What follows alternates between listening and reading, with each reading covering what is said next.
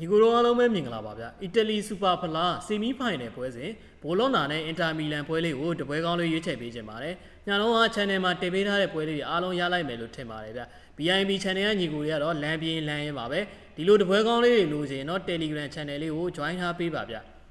ဒီပွဲလေးကတော့ဒါအကြိုက်တူတယ်ဆိုရင်ယူကစားကြည့်နိုင်ပါတယ်အင်တာမီလန်ကတော့လက်ရှိမှာစီးရီးဇယားထိပ်ဆုံးမှာရပ်တည်နေပြီးတော့ဒါ9ရာသီ22ပွဲကစားထားတာမှာ16ပွဲနိုင်ထားပြီးတော့6ပွဲ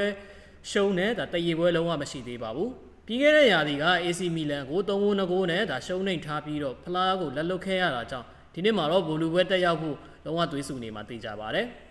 ဘိုလိုနာကတော့1984ခုနှစ်နောက်ပိုင်းဒါ52နှစ်အတွင်းမှာဒီပြိုင်ပွဲကိုပထမဆုံးအကြိမ်တက်ရောက်လာတာဖြစ်ပေမဲ့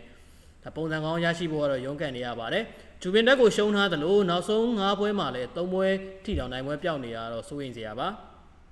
ဒီပွဲမှာအင်တာမီလန်ဘက်ကမာတီနက်ချာနိုဂလူနဲ့ဘာရဲလာတို့လိုအမာခံတွေအစုံလင်ပါဝိုင်လာမှာဖြစ်လို့အင်အားတောင့်တင်းနေပါတယ်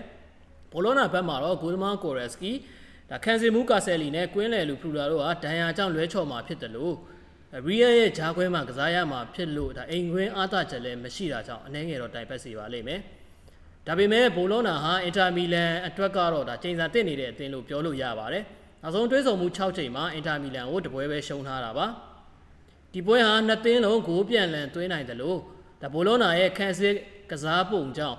ဒါကူပနတီအထိလည်းဆွဲဆန့်သွားနိုင်ပါတယ်ဒီပွဲမှာအနိုင်ရတဲ့အသင်းဟာတနင်္လာနေ့မှာနာပိုလီအသင်းနဲ့ဘိုလူပွဲရှင်ပြိုင်ကစားသွားမှာပဲဖြစ်ပါတယ်ဒီပွဲလေးကိုဘယ်လိုထင်လဲဆိုတာညီကိုတို့ comment လေးမှာရေးပေးတော့ပါအောင်ဗျအားလုံးပဲ good luck ဖြစ်ကြပါစေဗျ